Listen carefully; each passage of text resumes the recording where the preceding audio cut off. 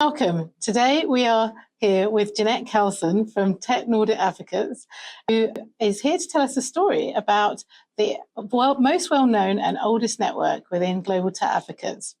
So what is Global Tech Advocates? We are a 40,000 strong private not-for-profit organisation and tech ecosystem across the globe. We were set up to help founders and other stakeholders enter inclusively within the tech ecosystem and also navigate seamlessly through the tech ecosystem. Who am I? Well, I'm Tracey Rob Perera. I'm the Head of Corporate Development and Community. I work with the founder, Russ Shaw, and we are here working across the different working groups across the tech ecosystem.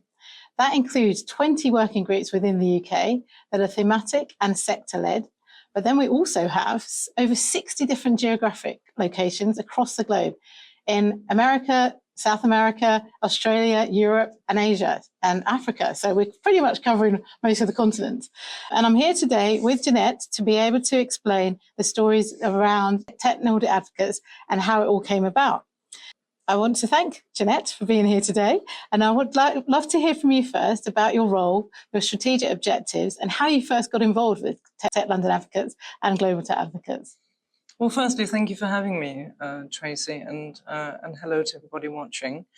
So I'm Jeannette Coulson. I'm the founder and CEO of Tech Nordics Advocates, and I'm the head of Europe for Global Tech Advocates.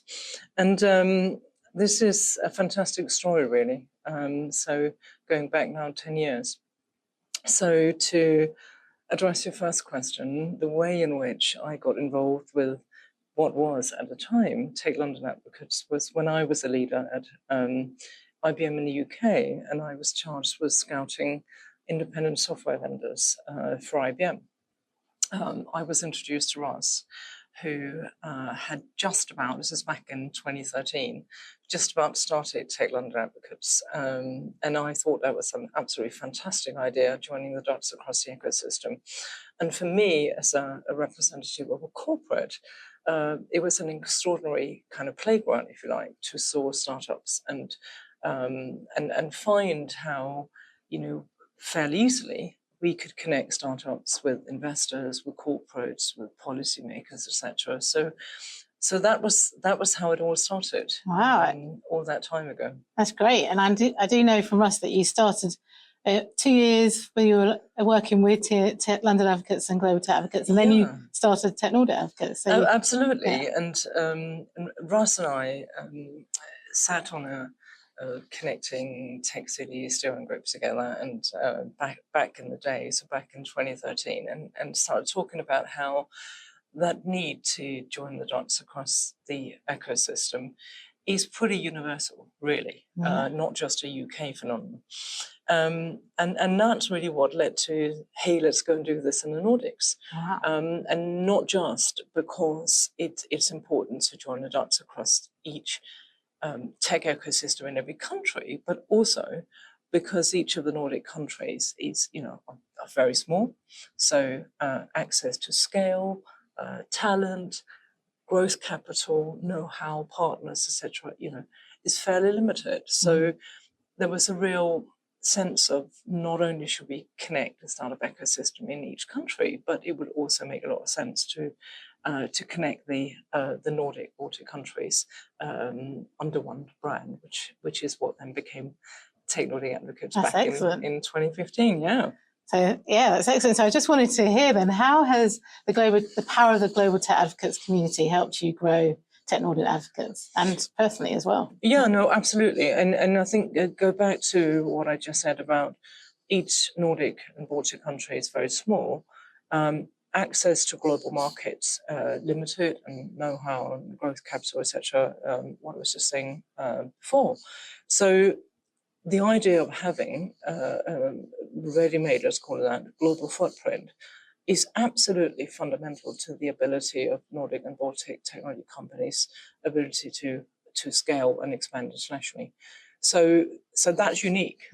And the fact that we can provide that access really quickly is not only absolutely unique and unparalleled, it also saves every startup across the Nordics and Baltics time, money, etc. You can imagine how long it takes to connect with individual markets around the world. The fact that we can do that in the flick of a thumb, pretty much, is huge. And could you tell me any stories that would be helpful for the audience to hear how you've really been able to use the networks to help you grow? Is there any golden nuggets or any key stories that stick in your mind that you'd love to bring alive? No, absolutely. And there's lots of stories. I mean, a couple of them that perhaps are particularly powerful is during COVID, when access to global market obviously closed, everybody was in lockdown, you couldn't travel, etc. We managed to get some funding in the Nordics to open a resource hub, which actually Russ started with Tech Nordics Advocates, to really help startups that were struggling. And by virtue, again, of GTA, of our global family, we had startups that were going down because they couldn't service some of the international markets that they were in the process of serving. And there was one particular story with a Danish health tech that was really struggling, it was a combined hardware software business, had loads of boxes sitting in a warehouse somewhere in Germany, and distributor couldn't do anything, and nobody could do anything because everybody was in lockdown. And we managed to mobilize some of our friends in Germany who helped unlock all of that and get that going. And literally that particular startup messaged us and said, without you guys and your global connections, in this case in Germany, we would have gone down. We could have not have done this. So that was just one example. Other examples are, as in Tech Nordics Advocates, we run international expansion programs. We run our US market access program, our UK, our Canadian, Nordic market access programs. We have a huge number of success stories of companies of any vertical, really, that have expanded successfully across the Nordics, EU, UK, US, Canada, because of the help that we are able to provide through GTA. So you're joining them up with different people across the globe. Absolutely. Okay, that's great to hear. Our mentors, our coaches, etc. And no one else can do that, right? People can hire speakers from around the world, but we can do it from within our own family, and that's unique. Yeah, that's what I was going to ask you next, which is how do you feel that Global Tech Advocates and Tech London Advocates differs from other communities and other organisations? I mean, the fact that it's part of our family, right? It's pretty easy to reach out, and like we often get compared to, other technology events or ecosystem players across the Nordics, and no one else has a global footprint. We're also the only tech startup ecosystem in the Nordics that is pan-Nordic Baltic, right? Okay. And that's really important. So, my team sits across the Nordic, fantastic team. So we can kind of, as I often refer to it, play ping pong across the countries. We might have a Swedish technology companies that want to go into Finland, or, a Danish one that want to go into Sweden, whatever it might be. The fact that we are pan-Nordic, we can help them fairly easily. Similarly, with global expansion, the fact that we have a global footprint, which is in our family, means that we can make those connections and open up access to global markets quicker, faster, better than anyone else. Great, that's so good to hear. So thank you, Jeannette. So I want to end with one question, which is about you summating in a word, one or two words, or one or two sentences. What does Global Tech Advocates mean to you? Connection. Okay, excellent. In a word.